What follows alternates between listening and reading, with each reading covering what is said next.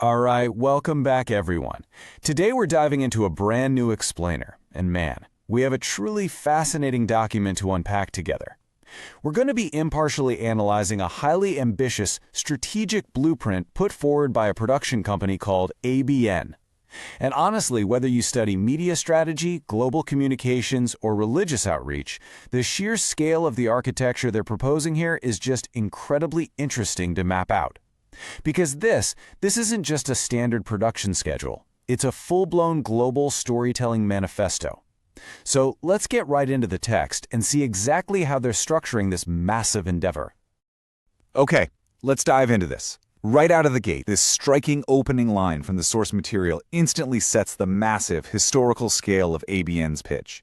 I mean, they're definitely not framing their work as just another corporate rollout or a typical media launch, right? By deliberately invoking the concept of a historic move, they're anchoring their upcoming projects in this grand framework of divine inspiration and expansive legacy. It's a really bold rhetorical choice. It tells us exactly how high they're setting the stakes here. They are literally aiming for historical significance from day one. Section 1. A generational seed. Now, what's really interesting about this slide is the objective contrast between what a casual observer might assume this project is versus ABN's actual stated goals. If you look on the left side, you'll see what they are explicitly trying to avoid. They're saying their upcoming feature film is way more than just a singular media production, and its purpose goes far beyond mere entertainment. Instead, look over at the right side. They are aiming to engineer a complete global storytelling ecosystem made entirely of kingdom-centered media. So, their stated intention is to create content that unveils truth, provokes spiritual reflection, and builds deep faith. They're essentially tossing out the traditional Hollywood model of isolated entertainment in favor of this highly interconnected, purpose-driven ecosystem. And to explain how they actually get from a single movie to that vast ecosystem, ABN uses a really vivid metaphor. They call it planting a generational seed. So the source material describes this initial film not as the final product, but as the catalyst. It's kind of like planting an acorn to grow a forest. The idea is that this one foundational piece of media is designed to multiply. It's embedded with what they call infinite potential to grow into a massive, comprehensive, multi-platform library. They are approaching this very first project as the core DNA that's going to dictate the shape, the quality, and the reach of everything that grows out of it for generations to come. Moving on to Section 2, the modern Roman road. So, how do they plan to actually spread this media globally? And this brilliantly illustrates their core strategy. The source connects the historical infrastructure of the ancient Roman roads, which, were physically built to connect the ancient world and historically helped spread early Christianity incredibly fast, with today's modern digital distribution networks. ABN states that technology is advancing exponentially right now, and they're viewing this tech boom not as a disruption, but as their very own Roman road. It's an avenue to produce and deploy elite media on a scale that was just completely unimaginable before. They are essentially looking to pave a digital highway for their message.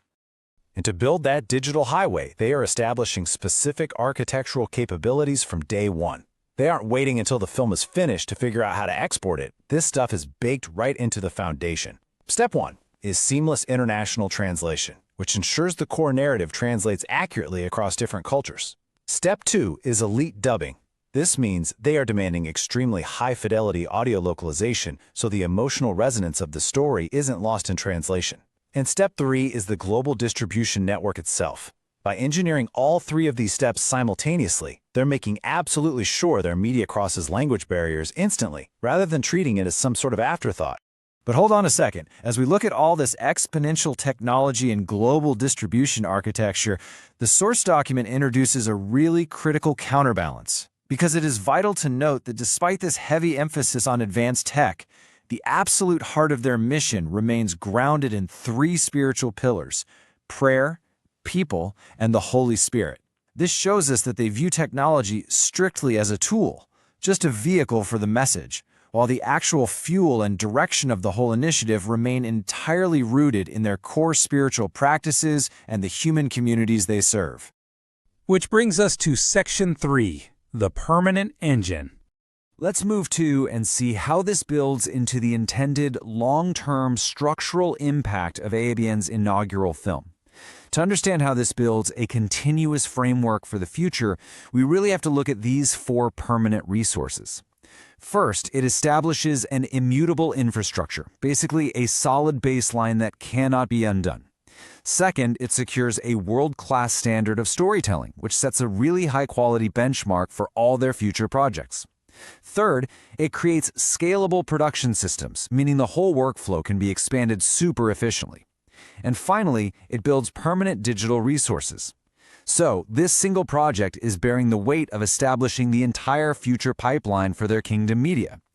And I think this quote from the text perfectly encapsulates that huge ambition. We are not executing a single project and stopping. We are building a permanent engine that fuels a continuous movement. They are communicating a massive shift in momentum here. It's like the difference between tossing a single rock into a pond versus building an entire wave pool. They want their initial effort to construct a self-sustaining machine that continuously generates and distributes this media, completely eliminating the need to rebuild from scratch every single time.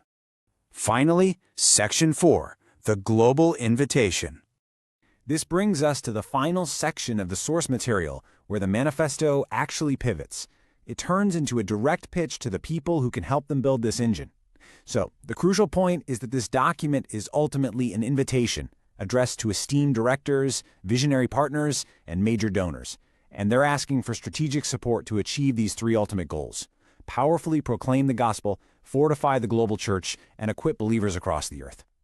Notice how none of these goals are strictly financial or box office oriented. The strategic support is meant to anchor a long-term ministry architecture that bypasses traditional geographic and language limitations to achieve these specific worldwide spiritual outcomes. And the manifesto concludes with this sweeping, definitive vision: every nation, every tribe, every tongue. It's an incredibly powerful summary of their ultimate reach. ABN's goal is that one eternal story is now fully equipped to speak through many global languages to transform every single generation. It perfectly ties together their strategy of using modern, scalable tech, the elite dubbing, the international translation, with their ancient foundational message.